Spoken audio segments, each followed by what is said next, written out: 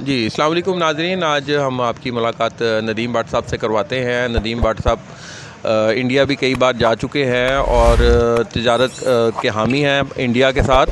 اس کے علاوہ یہ ندیم بٹ صاحب یہ خواجہ سعد رفیق جو وزیر ریلوے ان کے بھی عزیز ہیں۔ ندیم بٹ صاحب سے پوچھتے ہیں کہ پاکستان اور انڈیا میں ریلیشنس اچھے ہونے چاہیے اور اس کو بہتر بنانے کے لیے کیا اقدامات کرنے چاہیے۔ جی السلام علیکم ندیم صاحب۔ وعلیکم السلام۔ کیا آپ اس میں بتائیں گے ہمیں کہ جی یہ ریلیشنس پاکستان کے انڈیا کے بہتر ہونے چاہیے؟ آپ اپنا بھی تھوڑا سا تعارف کروا دیں، اپنا بھی تعارف کروا دیں۔ میں نے میرا پانوں کا کاروبار ہے، بات کیجیے۔ پانوں کا کاروبار ہے اور عرصہ 40 سال سے اسی پان منڈی میں، پان گلی میں میرا بزنس ہے۔ میں امپورٹ کر رہا ہوں اس وقت سری لنکا سے، اور میں نے انڈیا سے بھی امپورٹ کیا ہے 90 میں، اور اس کے بعد بھی 97 تک، جب تک وہاں بیماری نہیں پھیلی اس وقت تک کاروبار ہوا۔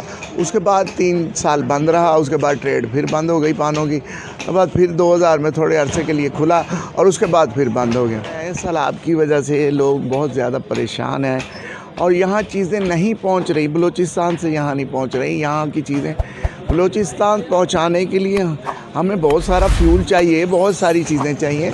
اس کے لیے اگر ہم 6 گھنٹے کی ٹریڈ سے اگر ہم سامان منگا لیں تو اس میں کیا بری بات ہے؟ اور پھر ہمارا عوامی طور پر ان سے کیا جھگڑا؟ کوئی جھگڑا نہیں۔ میں وہاں رہا ہوں، کلچر پہ میں نے کام کیا ہے۔ میں غالب اکیڈمی میں باقاعدہ طور پر پڑھتا رہا ہوں اور باقاعدہ میں نے جو ہے وہاں ریسرچ کی ہے، تو میں نہیں سمجھتا کہ ایسا کوئی۔ غالب اکیڈمی کدھر ہے؟ دہلی میں خواجہ نظام الدین، بستی نظام الدین میں غالب اکیڈمی ہے، اور سامنے ہی جو ہے تبلیغی جماعت والوں کا بہت بڑا مرکز ہے۔ تو میں یہ سمجھتا ہوں کہ ایسی کوئی بات نہیں ہے۔ پبلکلی چند لوگ ایسے ہوتے ہیں جو شر پسند ہوتے ہیں، وہ ادھر بھی ہیں ادھر بھی ہیں۔ ابھی تو یہ تو گورنمنٹ آف پاکستان نے انیشیٹو لیا تھا یہ اپنا تجارت بند کرنے کا، تو انڈیا کی طرف سے تو بند نہیں کی گئی۔ یہ تو 2019 میں جب یہ خصوصی حیثیت کشمیر کی انڈیا نے ختم کی ہے اور مرج کر لی ہے کشمیر، مقبوضہ کشمیر کو، تو اس کے بعد یہ ریئیکشن میں ہوا تھا۔ آپ سمجھتے ہیں کہ مسائل بھی حل ہونے چاہیے، ان کو حل کرنے کا کیا طریقہ کار؟ دیکھیں، میں یہ سمجھتا ہوں کہ کشمیری جو ہیں وہی پوائنٹ جو پاکستان بننے سے پہلے کہ ان کو حق کے خود ارادیت دیا جائے، وہ فیصلہ کر لیں کہ کس کے ساتھ ہمارے ساتھ رہنا کہ ان کے ساتھ رہنا۔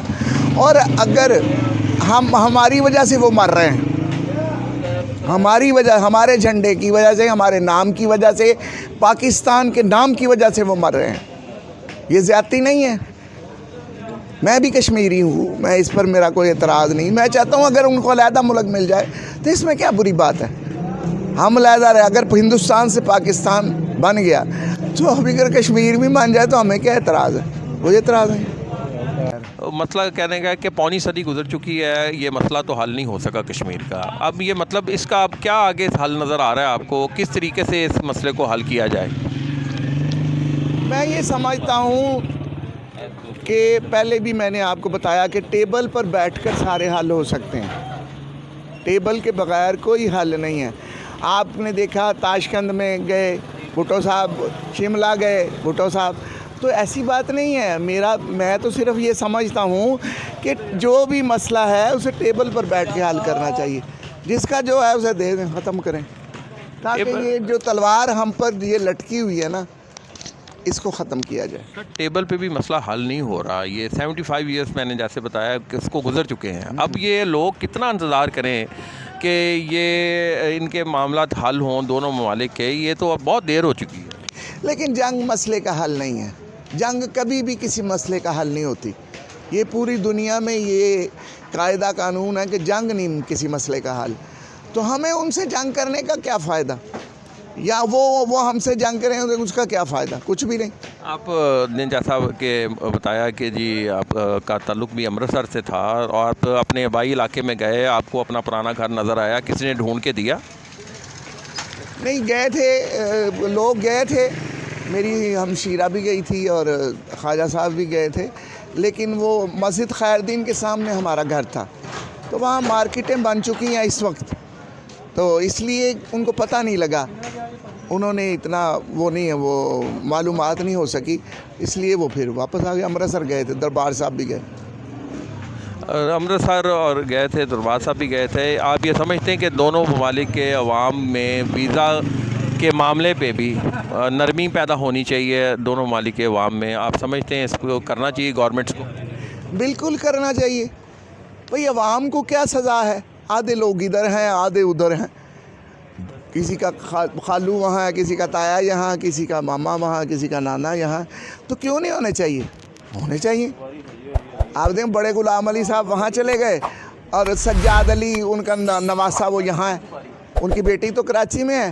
تو اس طرح اب یہ تو خیر گائک لوگ تھے، دوسرے لوگوں میں وہ یہاں سے چلے گئے، وہ قصور کے رہنے والے تھے، چلے گئے وہ یہاں سے، انہیں پتہ تھا کہ یہاں کوئی میرا مستقبل نہیں ہے۔ اسی طرح رفیع صاحب چلے گئے، تو رفیع صاحب بھی تو یہیں کے رہنے والے تھے، لاہور میں ان کا گھر تھا۔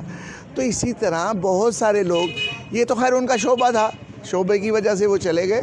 میں تو صرف یہ بتانا چاہ رہا ہوں کہ کبھی بھی عوامی طور پر نہ تو ادھر کی عوام جو ہے وہ مخالف ہے ہماری، اور نہ ہم ان کے مخالف ہیں۔ یہ تو چند عناصر ہیں ادھر ادھر کے جو احمقانہ حرکتیں کرتے ہیں۔ اور میں نریندر مودی صاحب کو بھی یہ کہوں گا کہ ہمیں یہ ویزا جو ہے وہ لوگوں کو ایشو کرنا چاہیے، لوگوں کو ویزا ملنا چاہیے تاکہ وہ اپنی فیملیز کو جا کے ملیں۔ اس میں کیا بری بات ہے؟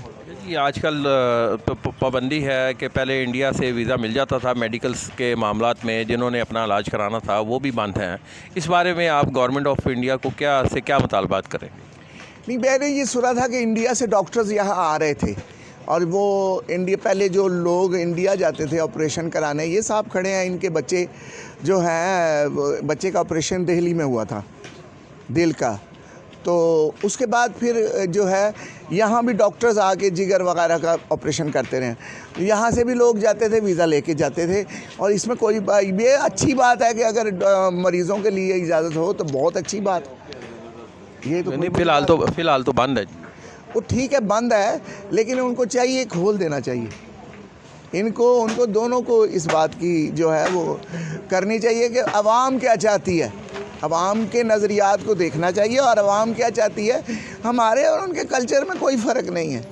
ہم دہلی میں دہلی رہا ہوں عرصہ دراز، تو ہمارے اور ان کے کلچر میں کوئی فرق نہیں، جیسے ہم رہ رہے ہیں ویسے ہی رہ رہے ہیں، ایسے ہی گھر ہیں، ایسے ہی سارا کچھ۔ آخر میں کوئی میسیج آپ دینا چاہیں گے کہ پاکستان میں مذہبی عبادت گاہیں آپ سمجھتے ہیں محفوظ ہیں، اور انڈیا میں بھی کیا محفوظ ہیں؟ میرا نہیں خیال، اب حالات یہ نریندر مودی صاحب نے جو حالات خراب کر دیے ہیں، جو موجودہ حالات میں وہ جو چل رہے تھے وہاں پر ایشوز جو ہم یوٹیوب پر دیکھ رہے ہیں کہ جو ایشوز چل رہے تھے کہ جی وہاں پر جو ہے وہ مسلمانوں کو دبایا جا رہا ہے، یہ کیا جا رہا ہے، وہ کیا جا رہا ہے، تو خدا رہا ہے ایسی باتیں جو ہیں وہ اس سے گریز کریں۔ میں یہ سمجھتا ہوں کہ عوام اس سے گریز کرے، اور عوام کو یہ کام نہیں ہے، یہ حکمرانوں کا کام ہے۔ اگر ان کو کوئی تکلیف ہے تو وہ بیٹھ کے بات کر لیں۔ اگر مبارک دے سکتے ہیں، نریندر مودی عمران خان کو مبارک دے سکتا ہے پرائم منسٹر بننے پر، تو کیا بیٹھ کے بات نہیں کر سکتے؟ ان کو کیا اعتراض ہے؟ ہاں جی ناظرین، نیکسٹ ٹائم انشاءاللہ تعالی نئے پروگرام کے ساتھ حاضر ہوں گے۔ تب تک کے لیے علی فاروق کو اجازت دیجیے گا۔ اللہ حافظ۔